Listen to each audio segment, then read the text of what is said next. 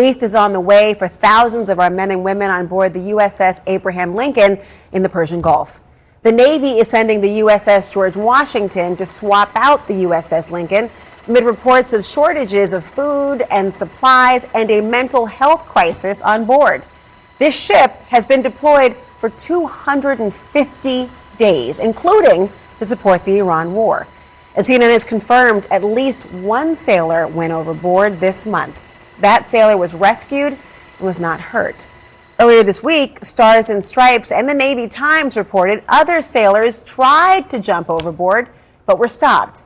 Democrats wrote a letter to Defense Secretary Pete Hegseth expressing, quote, serious concern about what's happening on the Lincoln.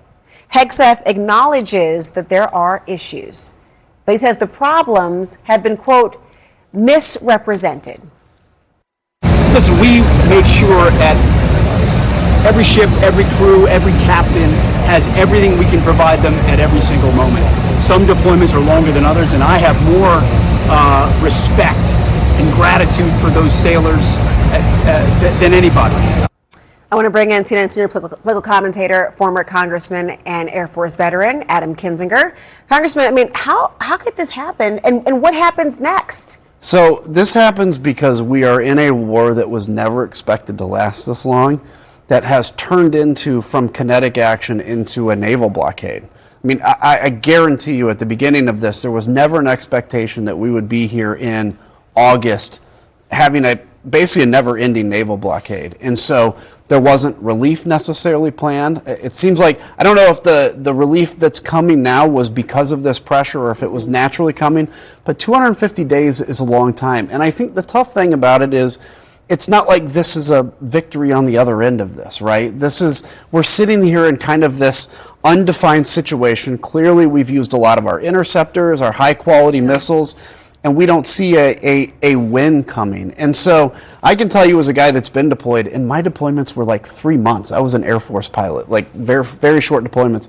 Even when mine one time got extended a week because the rotator to take us out didn't come in time, it was like, it's demoralizing. And I was single. Some of these sailors are married, or they have kids, or, you know, mom and dad may be sick or old, and it just is a really damaging thing. But look, they're absolutely heroes for doing what they do, of course, but they shouldn't be out there 250 days.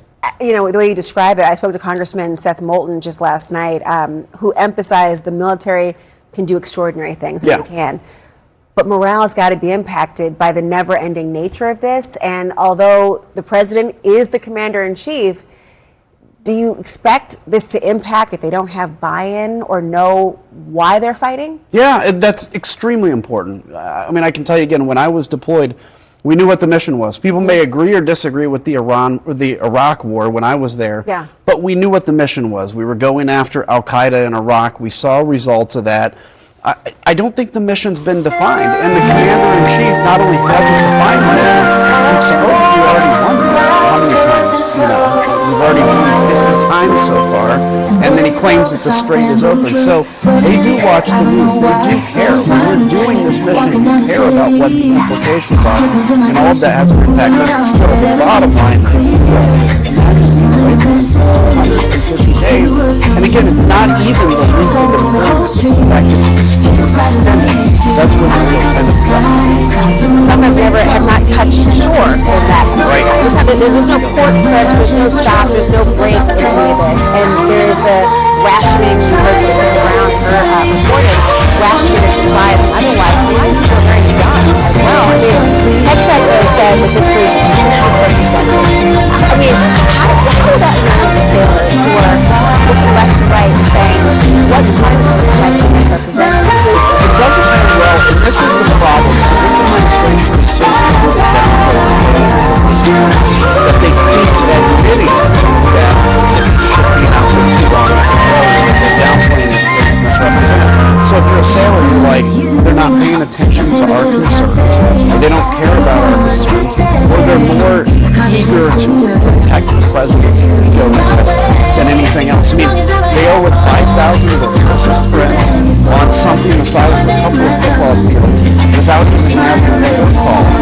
that's fatiguing to have the Secretary of Defense say that, well, this is misrepresented. Yeah, it's probably misrepresented. It's not. This is very real. And I think if the administration would say, look, yes, we are in a position we didn't expect to be in. We appreciate the hard work of the senators. We're trying to get things out there. I don't know if we can even talk about it. Political reporting he has cut Democrats out of defense budget, which is very important. Senator Tom Tillis said, quote, he calls himself Secretary of War, but ironically, he doesn't want to go to war and win the argument that we only have to have this from the Senate.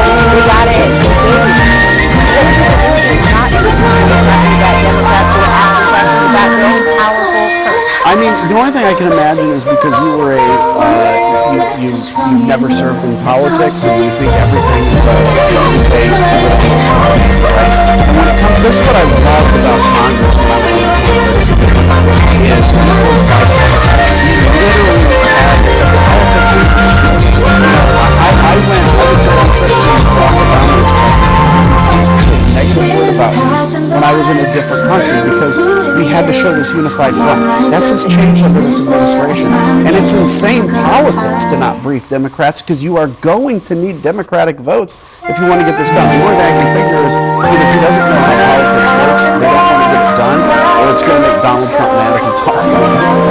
They're going to have a very different setup after November, so they're going to have to get used to it. And these Democrats are not muzzled. Their constituents know, and that includes Republicans as well. So, Congressman, stand by. I want to hear more. Still ahead. Why does he need this to happen so fast? The new plan to put Trump's name back on the Kennedy Center, as we learned tonight, the Trump himself was reportedly on a call as the move was being considered. If you're frustrated with occasional